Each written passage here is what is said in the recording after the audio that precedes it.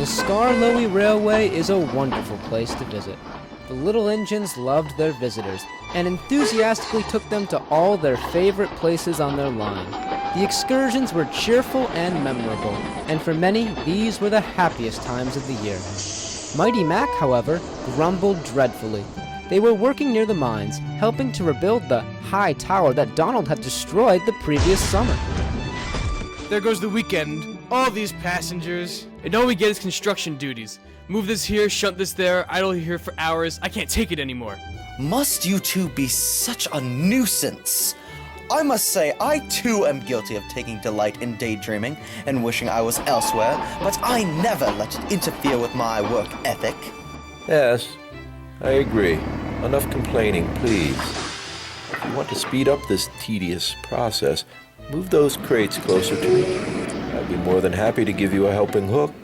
Yeah, sure. I can't wait for this stupid job to be done, and then I can have a much-needed snooze. I call not facing inside of the shed. I hate staring at the wall all night. Oh no, you don't. You've slept facing the outside every night this week. Well, you love facing inside. You told me last week you loved it. No, I never said such a thing. Sir Handel was sent to the back of the shed last week, and he was crossed the entire time. Besides, you just want to be outside so you can get a good polish in. So what if I get a polish? If I get one, you get one. The shed is so cramped, sometimes the workmen polish you on your half, and then do a half-hearted job on mine. But what does it matter, really? I'm your better half, after all. It was inevitable. The hot sun and the monotonous construction detail had the two halves bickering to no end. You're a revolting sight to behold. That's why I deserve to be polished more. Waste of good time and energy to have you gussied up for anything. How can you say that? We face opposite ends and therefore it is impossible for us to see each other. Come to think of it, I haven't the faintest idea of what you look like at all. That's actually quite profound, but you're still ugly. You worthless heap of junk. Whenever I'm in front, I'm always pulling your weight. You ought to give me more respect. It's a hassle pulling a train and lugging you around wherever I go. That's because you're slow. I do most of the work. You just tire too easily. Mighty Max, stop arguing with yourself! It's just confusing! And kinda creepy! We may be one engine, but I like to be regarded as an individual, independent from the smog-ridden rust bucket. Settle down, everyone. There are a few minor adjustments to your jobs tomorrow, so I came by to give you an update. I want Rheneas to take care of construction detail. Freddy, I need you over at Blue Mountain first thing in the morning. And Mighty Mac, I'd like you to... Hold it! Why is it always assumed we're a package deal? Because you're attached to one another, therefore inseparable. I won't have it. I refuse to work with Mighty. And I refuse to work with Mac. This is insanity. You're Mighty Mac. You have to work as one because you are one entity. This is really confusing. Confusing, but philosophical nonetheless. Quite a dilemma we have on our buffers. A schism, a divide, a separation, a rift between two opposing sides, each a part of a single machine. This is delightful, curious, fascinating. Bertram, shut up! You two must know that whether you like it or not, you will work together because there's no other alternative. You're a double fairly. Now please, be of some use to me. End this quarrel and enjoy a nice passenger run tomorrow. The Thin Controller hoped that this would put an end to the feud, but sure enough, the two halves were still arguing at the station the next morning. Moron. Nimrod.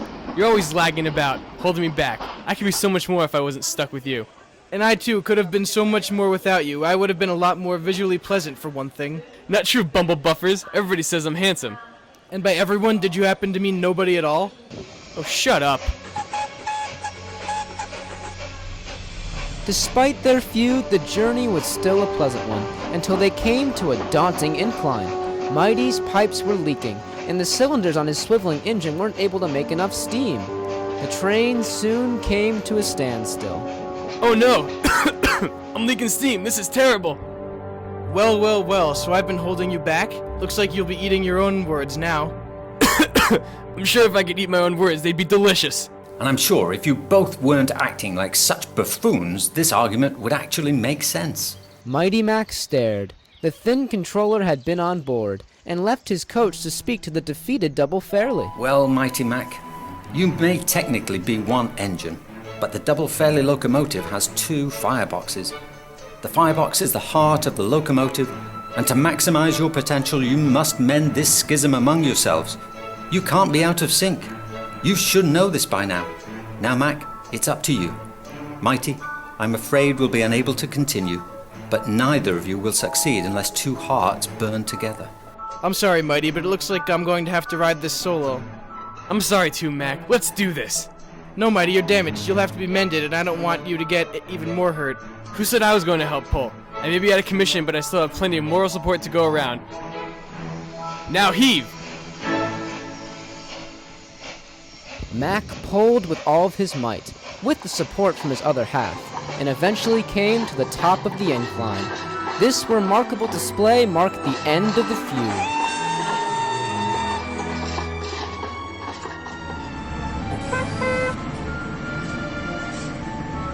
I must say that despite everything, it was still an honor to be pulled up the hill today by my better half. And I must say that this has been an honor to be stuck with you for my whole life. Wouldn't have it any other way.